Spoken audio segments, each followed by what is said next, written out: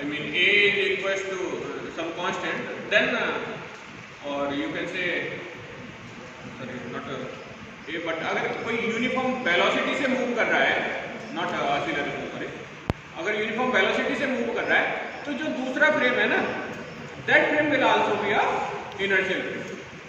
But तुम पाओगे जब आगे डिस्कस करेंगे दैट अगर वो दूसरा फ्रेम ऑफ रेफरेंस एक्सीलरेटेड खुद भी है, then that will not be a inertial frame, है ना। So there we have to modify the Newton's laws of motion, उन्हें किस तरह अप्लाई। तो फर्स्ट लॉ केवल एक डेफिनेशन है, second thing is F is equal to m, है ना। दूसरा लॉ यही है ना, F equals to m। So whenever there is a system and if we are applying a force F on that system, then the acceleration generated in that system will be equal to F upon m। अब इस law में जो main thing है वो ये है कि हमें सबसे पहले जो आइडेंटिफाई करना होता है वो सिस्टम को आइडेंटिफाई करना, हम किस सिस्टम की बात कर रहे हैं। And then we have to consider different forces, different possible forces, कौन कौन से फोर्सेस हैं जो उस पर एक्ट करते हैं system. And then we make a free body diagram and then we write down the equation of motion and then we can deduce whatever we want, like acceleration क्या होगा एट टाइम t, उसकी position क्या होगी, ये सारी चीजें फिर हम उससे कैलकुलेट करते हैं using the second F equals to m। But there are certain limitation. Okay, limitation से पहले let me discuss third law also. Third law क्या है?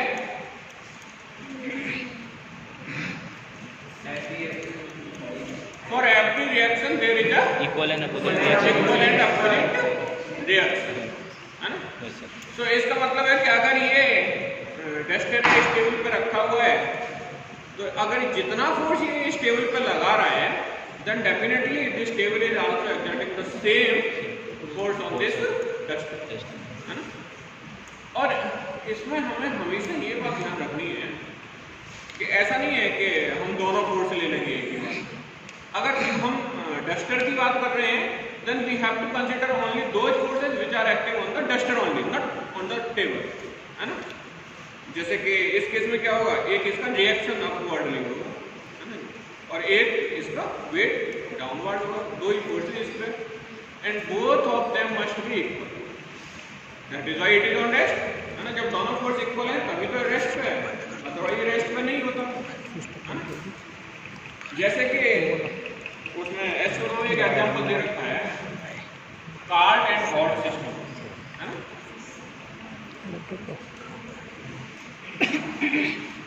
सो if we will look at the cart के क्या हो रहा है, ये हॉट F1 फोर्स से आगे खींच रहा है, और according to the third law this cart must also be pulling this हॉट with an equal and opposite force, है ना। तो ये हॉट पे एक फिगर लगा देंगे -F1। तो होना क्या चाहिए basically, hot is pulling this cart, तो कार्ट आगे जाना चाहिए, cart is pulling the horse, horse पीछे आना चाहिए, कायदे में तो यही होना चाहिए ना फिर। तो क्या होना चाहिए कि एक ऐसा इंस्टेंट आ जाएगा कि दोनों एक दूसरे से कोलाइड करेंगे, है ना। बट ऐसा होता तो नहीं है, ना। तो इसमें कहाँ कंफ्यूजन है, मतलब गलती कहाँ हो रही है हमसे इसको सोचने। अगर हम इसको सोचें ये कार्ड एंड हॉट from the, then there is the mistake, गलती कहाँ है।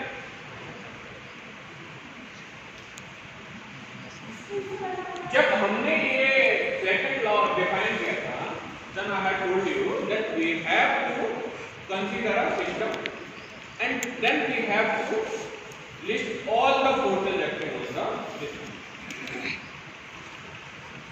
हम अगर एक एक करके लें, मतलब अभी हॉर्स की बात है ना, तो हॉर्स पे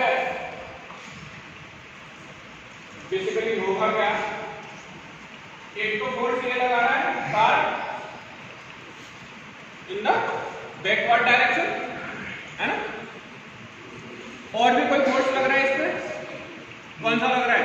downward direction, downward mg because of its weight mg। और कोई फोर्स लग रहा है? Normal reaction, normal reaction, normal reaction basically इसे एक कांटेक्ट फोर्स लग रहा है, and the normal component of that contact force is normal reaction,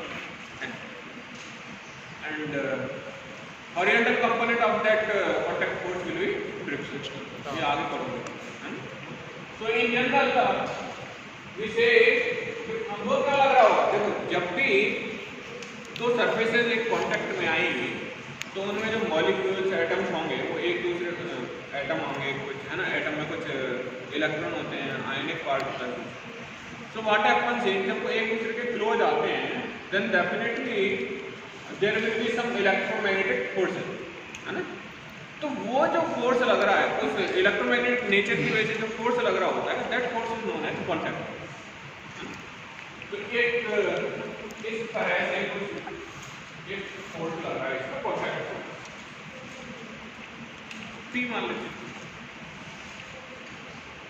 अब इन तीनों इसके अलावा इसमें कोई फोर्स है नहीं, है ना। तो definitely we have to consider ये फोर्स है, इसके अलावा भी हमको ये mg और ये दोनों फोर्स कंसीडर करते हैं। तो अभी क्या हो रहा होगा? वर्टिकल डायरेक्शन में लेकिन क्यों बोलते हैं? Because horse is not flying, उड़ तो वो रहा नहीं था, है ना। तो वर्टिकल डायरेक्शन में तो उसका मूवमेंट जीरो है। सो दिस मान लीजिए ये p का n कंपोनेंट था और ये हॉरिजॉन्टल कंपोनेंट है, तो n must be equal to mg। But definitely from our daily life experience we know that this force will move in the forward direction, है ना। ये forward direction में move करता है। तो वो कब करेगा? जब ये f minus f1 must be equal to ma। जब वो f जो कार्ड लगा रहा है फोर्स उसके फोर्स से ज्यादा होगा then only this horse will be able to move।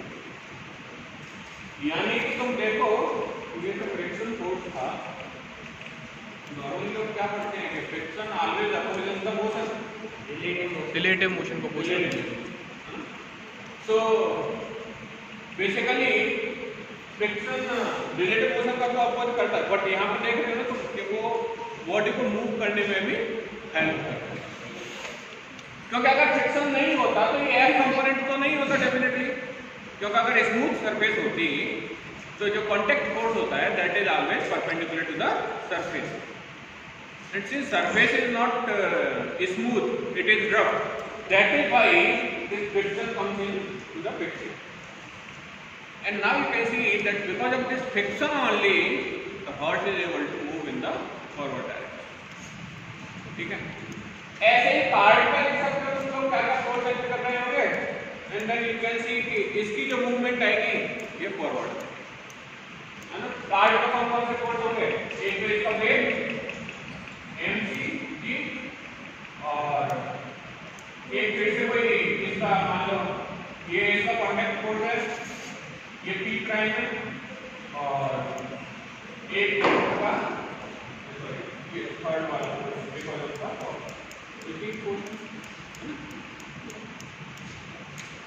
यहाँ भी वर्टिकल मोशन नहीं है, तो vertical component will be equal, only horizontal component, है ना, उसकी वजह से मोशन होगा। और इस केस में क्या होगा?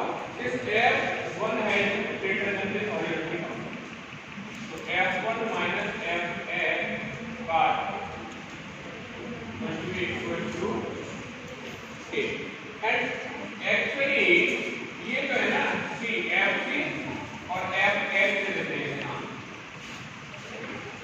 ये सेल्फ एडजस्टेबल होते हैं। जो स्टैटिक फ्रिक्शन होता है तुम पढ़ोगे बाद में, वो सेल्फ एडजस्टेबल होता है। ये खुद को इस तरह से एडजस्ट कर लेते हैं कि ये जो A आता है ये दोनों के लिए सेम है। So this is how to solve the problems in Newton's law of motion. हमें उस एक सिस्टम डिफाइन कर देना है, फिर उस पर सारे पॉसिबल फोर्सेस लगाने हैं, and then we have to write down the equation. ठीक है, तो देखें कुछ एक आधा एग्जांपल देखें। We have a smooth surface and the block of mass m is there. M is the mass of this block, and this mass m is being pulled by a string. A person is pulling this mass m through a string. तो ये string है वो इस तरह से है, यहाँ पर person होगा वो उसे f mass से pull कर रहा है। And suppose this f is what does it mean as assume that it is 45 degrees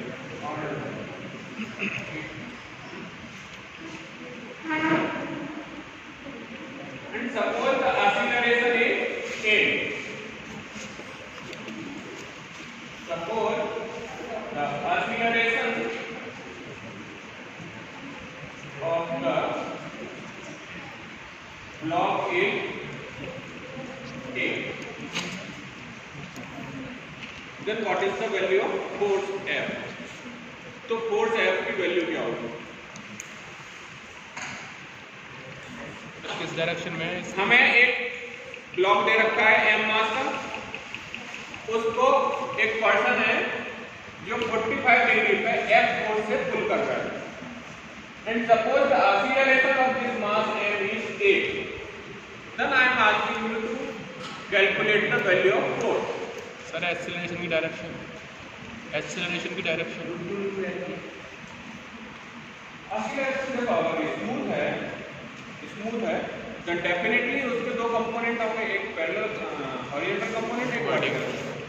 vertical component में कोई मोशन नहीं है, उड़ नहीं रहा है ना, तो डेफिनेटली जिधर उसका हॉरिजॉन्टल कंपोनेंट होगा in that direction only it will. अगर फ्रिक्शन होता देन ये हो सकता था कि वो मूव ही नहीं, बट क्योंकि ये स्मूथ अज्यूम किया है, आई have told you initially that this surface is smooth, so definitely the block will move in the forward direction, है ना? So you have to calculate the value of acceleration, sorry force है कितना होगा, कैसे करेंगे वो? ये एक सिस्टम है ब्लॉक है, इसमें फोर्सेस क्या क्या लग रहे हैं? mg downward and let f at an angle of 45. Root 2 mg. तो सिंपल ही है, but I am taking as an example. तो फर्स्ट हमें क्या करना है, वर्टिकल में कोई मोशन नहीं है ना, तो दे मस्ट बी इक्वल, तो this mg will be equal to f sin 45 degree. Vertical में तो यही है ना f sin 45। अब क्योंकि हॉरिजॉन्टल में मोशन हो सकती है ना, क्योंकि स्मूथ है तो फोर्स के अकॉर्डिंग मोशन नहीं होगी, तो उधर इक्वेशन क्या हो गया, f cos 45 is equal to m एक मैंने आपको एक गिवन है निकल आएगा, सिंपल है। अब थोड़ा एक कोई डिफिकल्ट सा लेते हैं, तो मतलब डिफिकल्ट तो नहीं बट डिफिकल्टी लेवल बढ़ा ये वैज से ब्लॉक है कोई, है ना, and in this lecture I mean up to this lecture and next two lectures I will be assuming that all the surfaces are frictionless ना, फ्रिक्शन नहीं करते, वो हम नेक्स्ट चैप्टर के लिए छोड़ेंगे, जब फ्रिक्शन एक्ट करेगा तब क्या होगा।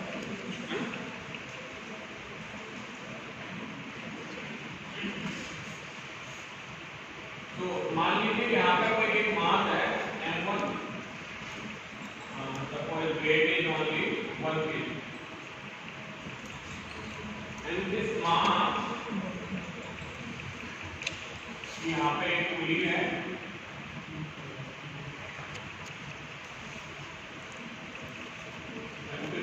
टू kg से अटैच,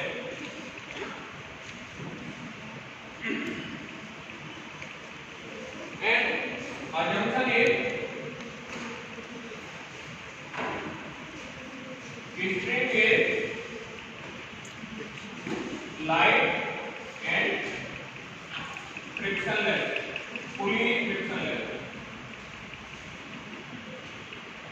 स्प्रिंग लाइट है, उसका मास 0 है और जो पुली है वो फ्रिक्शनलेस। ठीक है, ये अजम्पशन है। Now you have to calculate the acceleration of these two, m1 and m2. m1 और m2 का acceleration कैलकुलेट करो। कर सकते हो?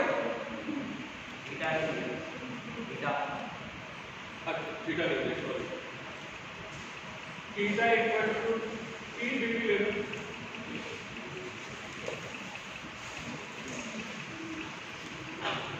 कर सकते हो?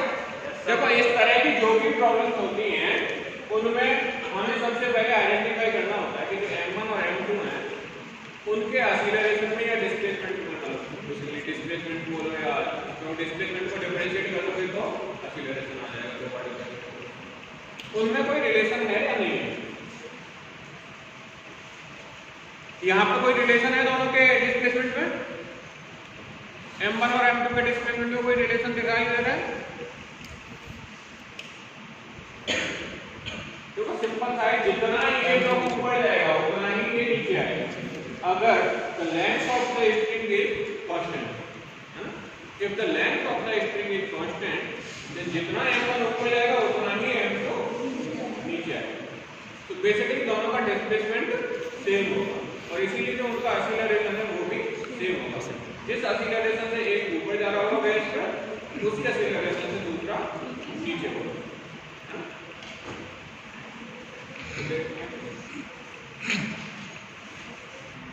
String is light and pulley is frictionless कर लिया गया आइडियल केस बनाने के लिए, so that the tension in the string is same through out the length. अगर तुम लोगों ने ये तो पढ़ा होगा ना टेंशन वगैरह स्ट्रिंग में? अभी पढ़ाया नहीं पढ़ाया ना, कोई नहीं पढ़ता उसको। इसमें क्या होता है, जो टेंशन होती है, अगर हम ये एज्यूम कर लें that this string is very light, यानी कि उसका मास 0 है स्ट्रिंग और पुली फ्रिक्शनलेस है, देन जो टेंशन होगी स्ट्रिंग में वो हर पॉइंट पे सेम होगी। अगर यहाँ पे टी है मान लो इस पॉइंट पे, तो यहाँ भी टी होगी, यहाँ भी टी, यहाँ भी टी, यहाँ भी। लेकिन अगर स्ट्रिंग जो स्ट्रिंग है वो मासलेस नहीं है, उसका अपना भी मास है, देन दिस इज नॉट, है ना? यहाँ पे फिर टेंशन अलग होगी, यहाँ पे अलग होगी, यहाँ पे अलग होगी, हर पॉइंट पे टेंशन पे डिफरेंट। ठीक है, बट जो मोस्टली जो क्वेश्चन दिए जाएंगे तुम लोगों को वो इसी तरह के होंगे, है ना? एक आध कोई सिंपल सा दे दिया जाएगा कि अगर उसका मास है तो ठीक है, अदरवाइज ज़्यादा मुश्किल कर देंगे तो फिर वो सॉल्व करना मुश्किल है। ठीक है, so this assumption we take so that this t is same, ये t कहाँ लगा है? So now we have to make the equations, पहले ऑब्जेक्ट के लिए m1 के लिए और दूसरे ऑब्जेक्ट के लिए m2 के लिए। ठीक है, m2 के लिए लिखते हैं पहले, तो फ्री बॉडी डायग्राम बनाएंगे पहले, है ना? बेसिक स्टेप भी फ्री बॉडी डायग्राम। तो उसको कौन सा फोर्स एक्ट करना है? m2g डाउनवर्ड, है ना?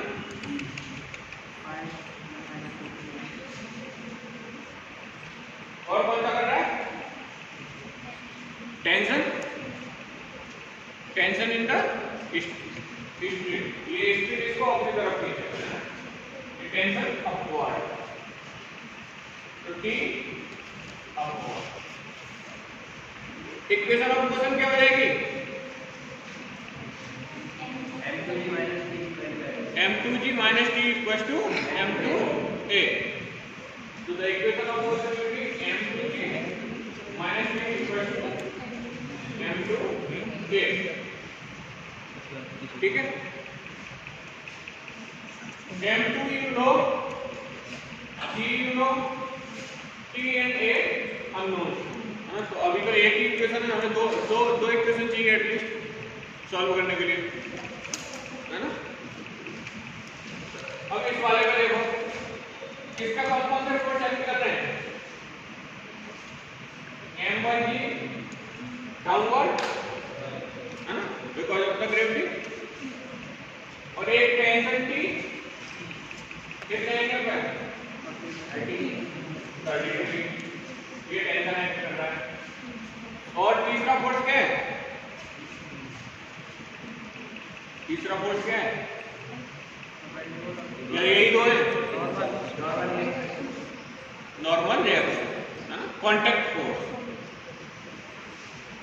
तो because of the contact force, क्योंकि ये फ्रिक्शन लेस है तो वो उसके सरफेस के परपेंडिकुलर है।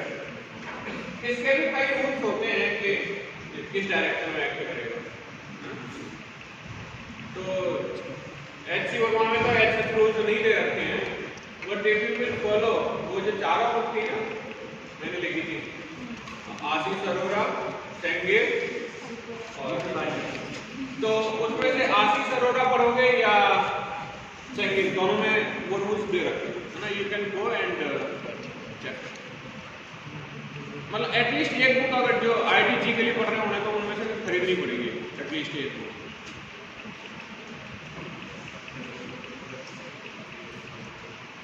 तो ये इसके परपेंडिकुलर है सरफेस के। अब इनकी इक्वेशंस लिखो। वर्टिकल डायरेक्शन में कोई मोशन है, वर्टिकल डायरेक्शन में, अब वर्टिकल ये अगर मैं इसकी बात करूं, इसके परपेंडिकुलर तो वेज कोई मोशन है नहीं है, क्योंकि वो तो वेज के साइड में मूव कर रहा है, साइड बाई साइड है ना। तो वेज के परपेंडिकुलर डायरेक्शन में कोई मोशन नहीं है। तो जो वेज के परपेंडिकुलर जो भी कंपोनेंट होंगे दे मस्ट बी इक्वल। तो वेज के परपेंडिकुलर कंपोनेंट क्या था? एक तो ये रिएक्शन एन, और दूसरा क्या है mg का ये कंपोनेंट कितना होगा mg का? ये एंगल ये थीटा कितना होगा? What is the value of this theta? 30 है ना। देखो यहाँ पे अगर मैं बनाऊं इसे, तो ये थीटा है, इसको मिला दो, ये 90 माइनस थीटा हो गया, तो ये अपना थीटा हो जाएगा है ना। This angle is 30। तो ये वाला कितना हो गया? mg m1 cos 30 n equal to m1 cos 30। ये तो हो गया परपेंडिकुलर। along the wedge आएगी एक इक्वेशन। along the wedge कौन कौन से कंपोनेंट है? एक तो t है, दूसरा mg sin थीटा। तो along the wedge t minus m1 sin 30 equal to m1 एक इक्वेशन ये है, दूसरी equation you have only two unknowns, this t and k. So now you can solve, है ना, सॉल्व कर सकते हैं। अच्छा, इसमें जो कांस्टेंट है ना वो बड़े इंपॉर्टेंट है पहले निकालने, ये पोली रोली वाले जो कांस्टेंट है, क्योंकि अगर हमें नहीं पता होगा कि इनमें कोई रिलेशन है, यहाँ पे तो बहुत ऑब्वियस है ना, it is very much obvious कि जितना वो ऊपर जाएगा उतना वो नीचे आएगा, तो वी कैन इजीली कैलकुलेट कि ये a होगा। बट बाकी आगे जब तुम प्रॉब्लम करोगे तो ये इतना ऑब्वियस नहीं होगा, है ना, तो कॉम्प्लेक्सिटी आती जाएगी। तो अगर उस केस में तुम इसको a मानोगे, a1 मानोगे, सबको a1 a2, तो क्या हो जाएगा? ये a1 हो जाता है, ये a2 हो जाएगा, है ना। So now you have three unknowns, a1, a2 and t, while you have only two equations. So definitely you cannot solve in that case, है ना, unless you obtain a relation between a using the constant, you cannot solve, क्योंकि तब क्या हो रहा है? Equation कम रह जा रही है, वेरिएबल ज्यादा हो जा रहा है ना, तो उस केस में हम सॉल्व नहीं कर सकते। इसीलिए हमेशा पहली प्रायोरिटी ये होनी चाहिए कि हमें उनके बीच में एक जो रिलेशन है वो डिफाइन करना है ना।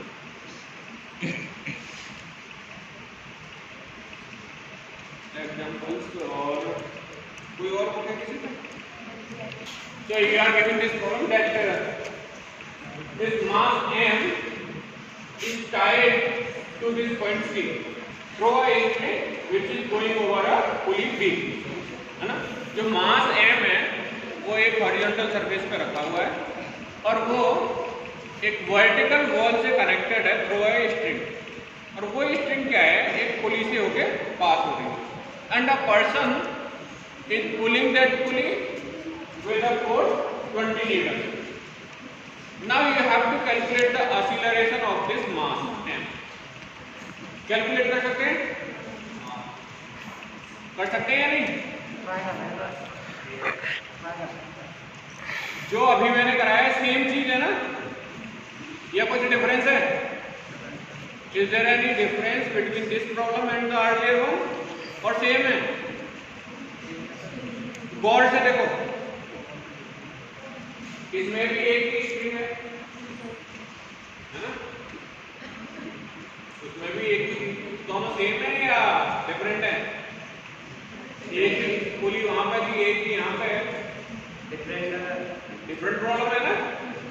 क्या डिफरेंस है यहाँ पे? एक ही मास तो एक ही है। The difference is between the constant. Basically, ये जो होता है ना,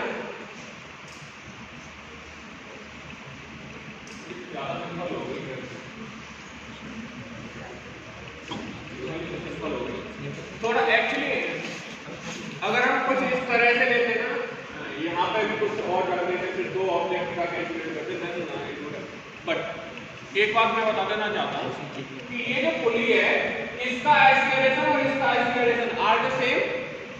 acceleration of the pulley P and the acceleration of mass m are the same. जैसे लास्ट एग्जांपल में था, दोनों ऑब्जेक्ट के जो m1 m2 थे उनके एक्सीलरेशन सेम थे। क्या इस केस में सेम होंगे? इस केस में सेम होंगे या नहीं? नहीं होंगे ना भाई। देखो सपोज करो अगर ये यहां पर है, फिर हमने इसको डिस्प्लेस कर दिया x डिस्टेंस यहां पर है, तो क्या हुआ, ये इधर बढ़ गया x और ये इधर बढ़ गया। सपोज करो ये है a b, ये suppose c। So how much length, कितनी लेंथ चेंज हो गई? 2x। ओके, दोनों साइड जा रही है ना, तो बेसिकली ये x मूव कर रहा है और वो लेंथ आएगी कहां से? यहां से आएगी ना। दिस मास m 2x आ गया। मैं एक्चुअली ये वाला एग्जांपल इसीलिए लेना चाह रहा था क्योंकि इस केस में क्या हो रहा है, जो पुली का एक्सीलरेशन है और ये जो मास m है, इन दोनों का एक्सीलरेशन जो है वो सेम नहीं है। पुली का क्या है x और मास m का क्या है 2x डिस्प्लेसमेंट, तो एक्सीलरेशन भी वही हो जाएगा। अगर एक का a है तो दूसरे का 2a है ना। तो जब भी इस तरह के प्रॉब्लम आएंगे, अभी तो यहाँ एक ही मास है इसलिए फर्क नहीं पड़ रहा ज़्यादा, बट अगर दो मास होते इसी तरह से then definitely it would have matter, क्योंकि फिर जो उनके जो एक्सीलरेशंस होते हैं उनमें जो रिलेशन होता है वो चेंज हो गया है ना। और इसको निकालने का ना एक बड़ा सिंपल सा मेथड होता है, उसको बोलते हैं स्ट्रिंग वर्क मेथड। पढ़ाया तुम लोगों ने? Yes sir. है ना, स्ट्रिंग वर्क मेथड होता है एक, तो उससे बड़े इजीली कैलकुलेट कर सकते हो। ये अगेन बुक में दे रखा है, एच.सी. वर्मा नहीं दे रखा है। H C. Verma is a book which goes by the logic. H C. Verma वो बुक है जो कि लॉजिक से चलेगी। H C. Verma will not tell you this short tricks कि कैसे इजीली कैलकुलेट करें। H C. Verma will tell you the logic only. Once, because it is assumed once you know the logic you can calculate, but the thing is in computation along with the logic speed also matters, तो इसीलिए हमें short tricks भी आनी चाहिए। तो ये जो होता है मतलब इसमें क्या होता है, वर्क बाय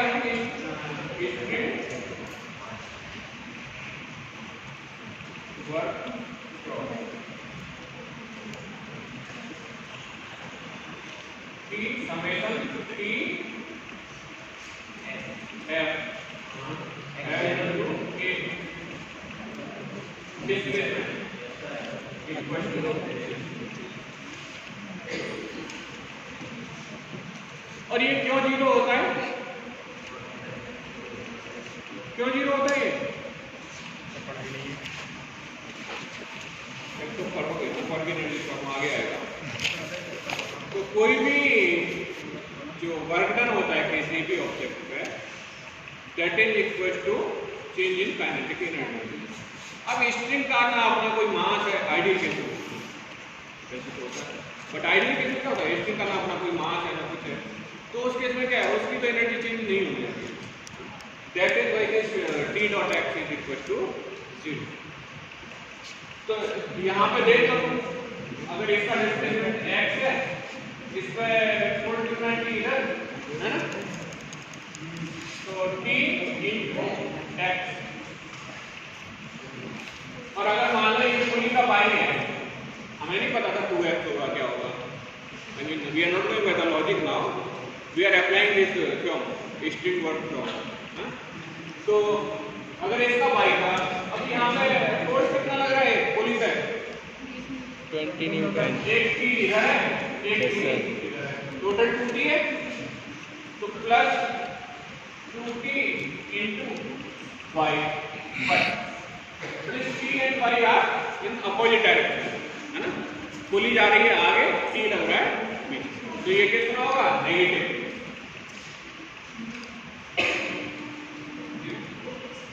ये t डॉट x मैंने यहाँ फैक्टर नहीं लिखा है, इसमें कंफ्यूज, ये डॉट है। तो कितना है? x इक्वल टू 2y और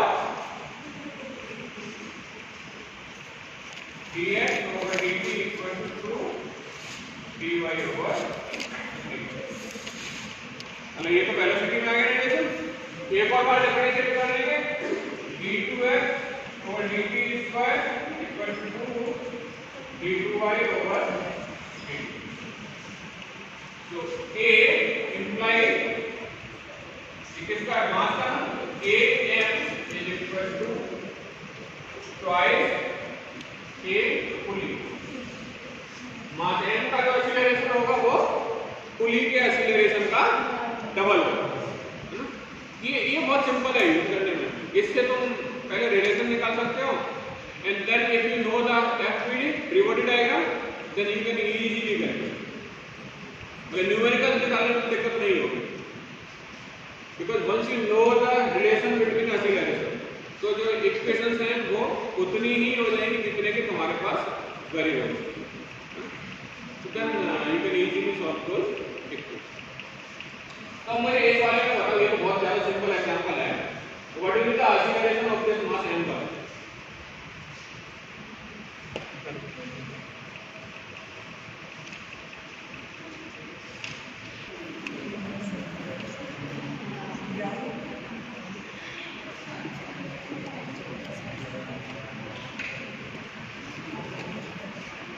ये का f इक्वल टू 20।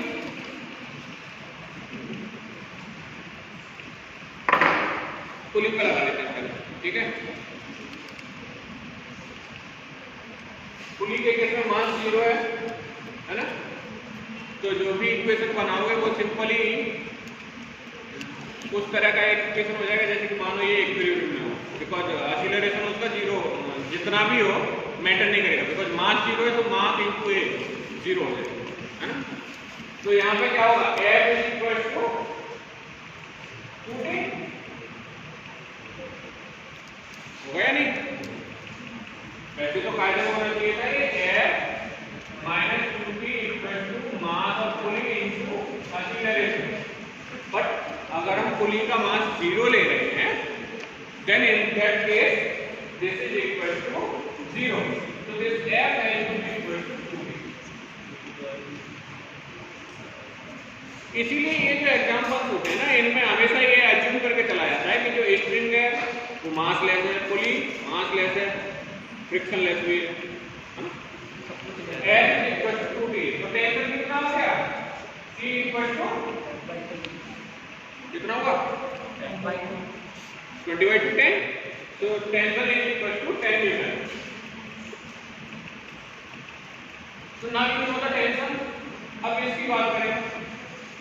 इसका फोर्स क्या लग रहा है, टेंशन।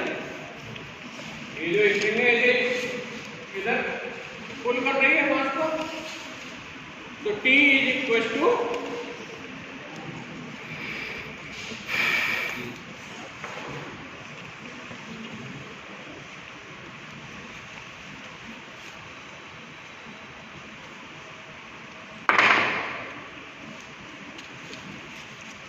M1 पे क्या लग रहा है, M1 जी N और ये टेंशन T नहीं है।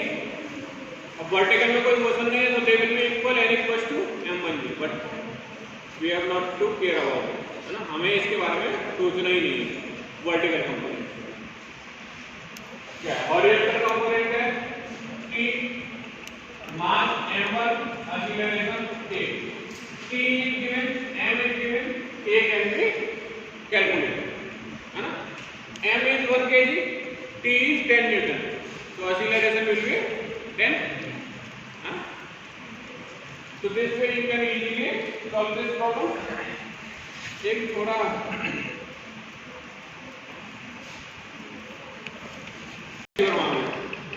खुद से जाके सॉल्व करो, नहीं होंगे then tomorrow I will do that. तो वो वाले तुम पहले जाके खुद करो, ये पुली वाले, और ये नहीं होते हैं देन आई विल टेल। इसके अलावा जब इसमें दूसरे टाइप की प्रॉब्लम होती है, 2000 का मंकी क्लाइंबिंग का रॉक, मंकी और मैं कोई भी हो जो रस्सी को पकड़ के चढ़ रहा है, दूसरे तरह की। तीसरे तरह की जो प्रॉब्लम आती है इसमें, वो आती है कि एक मशीन है, वेट मशीन, तो कोई एलिवेटर है वो मूव कर रहा है, तो उसमें वो जो वेट मशीन है वो कितना वेट कर रहा है। बेसिकली वेट मशीन का कंसेप्ट होता है वो ये होता है कि वो बताती है हमें रिएक्शन कितनी लगती है ना, वो रिएक्शन को मेजर करती है। अगर रिएक्शन इज इक्वल टू आपका फोर्स है तो डेफिनेटली वो आपका ट्रू वेट होता है। बट अगर कुछ ऐसा है कि वो एलिवेटर में रखा हुआ है, ऊपर या नीचे जा रहा है वो वे मशीन जो है, then definitely there will be a pseudo force. This we will study right just after कि pseudo force क्या होते हैं और वो क्यों होते हैं। तो अगर कोई pseudo force है, क्योंकि अगर वो एक्सीलरेट हो रही है या डिसीलरेट हो रही है तो pseudo force भी लगेगा उसमें, तो उसकी जो रिएक्शन है ना वो चेंज हो जाती है ना। तो ये तीन ही तरह के नॉर्मली क्वेश्चन आते हैं। पुली वाले उसमें ये बहुत हेल्पफुल होता है। ये अगर आप फ्री बॉडी डायग्राम बनाना जानते हैं और ये पता है, यू कैन सॉल्व, कितना ही हार्ड हो कोई फर्क नहीं पड़ता, ठीक है। जो मंकी क्लाइंबिंग वाली प्रॉब्लम है और वो मैं अभी करूँगा, बट उससे पहले let me discuss the pseudo force. Pseudo force क्या होते हैं एंड वेयर दे है।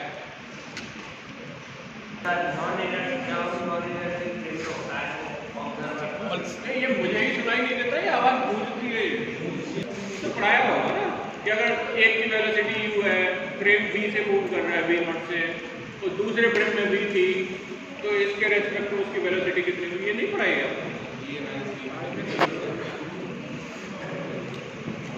एनीवे ये कोई बहुत वो नहीं है, वेक्टर एडिशन का है। देखो सीधा है ये, अगर फ्रेम अगर स्पीड की बात करना है, बट वही सेम आपको एक्सीलरेशन में भी हेल्प करेगा। मान लो ये फ्रेम एक साइकिल है, ये अर्थ है ना, तो साइकिल जा रही है, ट्रेन में, तो साइकिल में तो आपने दौड़ भी नहीं सकते, ट्रेन में दौड़ सकते हैं। अब ट्रेन है कोई, वो ट्रेन 10 किलोमीटर पर सेकंड की स्पीड से जा रही है विद रेस्पेक्ट टू अर्थ, है ना, और उसमें कोई आदमी बैठा हुआ है ट्रेन में, वो दौड़ना स्टार्ट कर देता है इस ट्रेन के रेस्पेक्ट में 5 किलोमीटर पर सेकंड की स्पीड से। तो वो जो अर्थ वाला ऑब्जर्वर है उसके रेस्पेक्ट में उसकी स्पीड कितनी हो जाएगी, 15, है ना। तो इसी टाइप से ये वेक्टर एडिशन होकर निकल जाते हैं। हालांकि मैं जो एग्जांपल दे रहा हूँ दैट इज फॉर वेलोसिटी और स्पीड, बट ये एक्सीलरेशन के केस में भी वेक्टर एडिशन का क्वेश्चन है बेसिकली, है ना। तो यहाँ पर क्या होगा, अगर इस वाले फ्रेम, ये वाला फ्रेम लेता है फ्रेम, मान लो ये फ्रेम है ना, ये ए नॉट एक्सीलरेशन से मूव कर रही है विद रिस्पेक्ट टू अर्थ, और यहाँ पे कोई पर्सन था जो कि इसमें अंदर ही a प्राइम से मूव कर रहा है, तो अर्थ के रिस्पेक्ट में उसका एक्सीलरेशन कितना हो जाएगा, दोनों का ऐड हो जाएगा, है ना। तो a will be equal to a prime plus a not, or we can write down is a p s prime is equal to a p s minus a naught, इतना ही होगा ना। Now we know that this earth is an inertial frame, अर्थ तो inertial frame हम मानते हैं है ना। So this we can write down as upon m, अगर जो पार्टिकल था उसका मास m था और इस अर्थ फ्रेम में अगर उसमें फोर्स F लग रहा था, then we can write Newton's law of motion से A equal to F upon m, तो we can write A P S prime is equal to F upon m minus A not,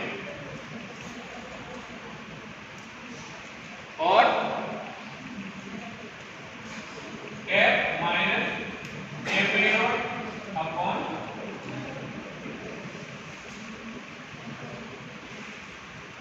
है ना।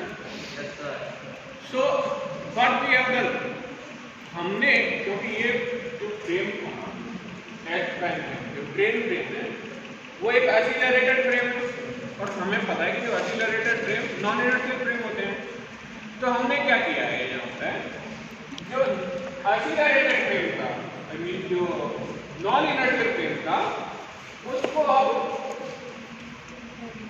Inertial frame की तरह behave करा। अगर इसको मैं F प्राइम लिखूं, then this is F prime upon m, और ये क्या है, एक तरह से न्यूटन लॉ है ना, न्यूटन लॉ यही तो था, A equal to F upon m। So what we have done is, जो नॉन इनर्शियल फ्रेम था उसमें अगर हम केवल ये जो इनर्शियल कंपोनेंट था, इनर्शियल कंपोनेंट में से ये घटा दें m a naught, then it will be a just like a inertial motion, है ना। सीधा सीधा न्यूटन लॉ लगा के हम उसको सॉल्व करें। तो ये जो फोर्स लग रहा है ये फोर्स इज Q, क्योंकि ये कोई फोर्स नहीं है, ये कोई फोर्स नहीं है, ये क्या है, हमने नॉन इनर्शियल को सॉल्व करने के लिए इनर्शियल में, क्योंकि हमें आदत पड़ चुकी है न्यूटन लॉ को इतना यूज करने की, कि हमने क्या किया है, नॉन इनर्शियल को इनर्शियल की तरह सॉल्व करने के लिए एक नया टर्म ऐड कर दिया, and this term is known as pseudo minus m, है ना। तो जब हम जैसे कोई इनकी बात कर रहे हैं सेंट्रीफ्यूगल फोर्स और ये सारे, तो एक्चुअली ये कोई फोर्स नहीं होते हैं, बट क्या है कि हम नॉन इनर्शियल फ्रेम में काम कर रहे होते हैं, तो इसीलिए उनको न्यूटन लॉ ऑफ मोशन हमें वहाँ अप्लाई करने देगा, तो एक फोर्स मान लिया था कि ये नॉन इनर्शियल फ्रेम में, इसीलिए हम इसमें एक स्यूडो फोर्स लगा देंगे। तो अब जितना जो भी फ्री बॉडी डायग्राम आएगा उसमें ये इंक्लूड कर लो, बाकी सारा का सारा न्यूटन लॉ ऑफ मोशन की तरह कर, है ना। तो जब भी हम non inertial frame of reference की बात करेंगे, स्यूडो फोर्स वहां पे आएगा ही आएगा।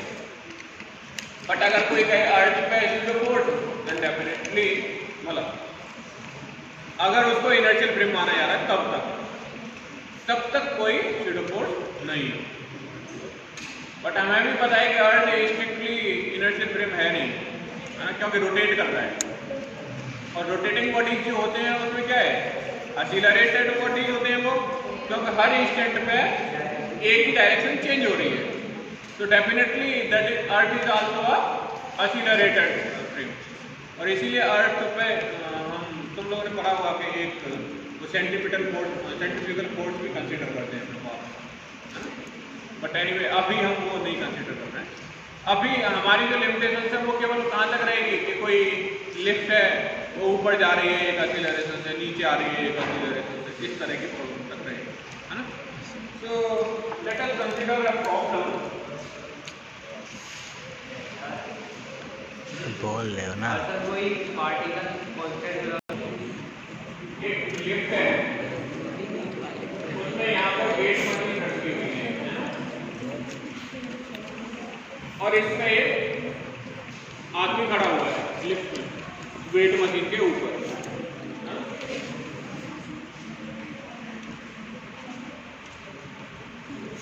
और ये लिफ्ट जो है वो G/4 एक्सीलरेशन से ऊपर जाती है, G/4 एक्सीलरेशन से ऊपर जाती है ना। So you have to tell me the weight of suppose इसका मास m है, जो आदमी है उसका मास m है, and if this lift is going upward with the acceleration G/4, then tell me what will be the weight of this person. 5 mg/4। औरों को भी करने दो, कर सकते हो। देखो यहाँ पे क्या है, एक्सीलरेटेड मोशन का केस है, यानी कि non inertial drift. Non inertial drift में हमें क्या करना है, simple Newton law of motion apply करेंगे but with a pseudo force. तो इसका फ्री बॉडी डायग्राम कैसे बनेगा,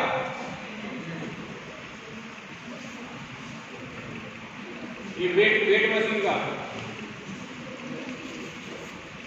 दो चीजें हैं ना इसमें, एक वेट मशीन है, एक आदमी है। आदमी का बना लो पहले, आदमी पे कौन कौन से फोर्स एक्ट कर रहे हैं, एक तो रिएक्शन वेट मशीन से जो आ रही है रिएक्शन, और एक उसका mg ड्यू टू ग्रेविटी, है ना।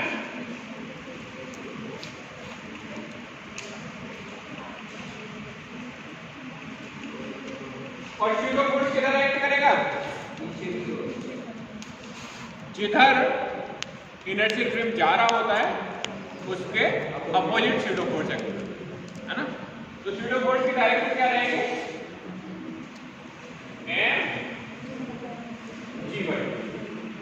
mg/m था ना, ma नॉट होता स्यूडो फोर्स, तो इसकी डायरेक्शन क्या रहेगी, मैग्नीट्यूड क्या रहेगा, mg/4 इन। अब ये इसमें एट रेस्ट है ना, एट रेस्ट है, तो इसकी इक्वेशन क्या आएगी, r = mg + mg/4। तो कितना हो जाएगा ये, r = mg + g/4, कितना हो गया 5/4, 1.2 mg, है ना। तो अगर इस आदमी का वेट 60 किलो था तो ये कितना हो जाएगा, 72 kg। यानी कि जो वेट मशीन होगी वो जो उसका वजन शो कर रही होगी वो 72 kg। अच्छा, अगर यही लिफ्ट G/y एक्सीलरेशन से नीचे आ रही होगी तो क्या होगा,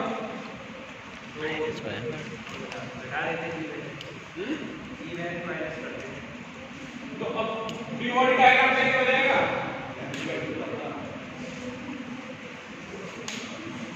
कैसे होगा फ्री बॉडी डायग्राम, सिंपल है, mg और स्यूडो फोर्स किधर लगेगा इसमें, ऊपर, mg/4, और रिएक्शन किधर लगेगी, ऊपर। तो नाउ r =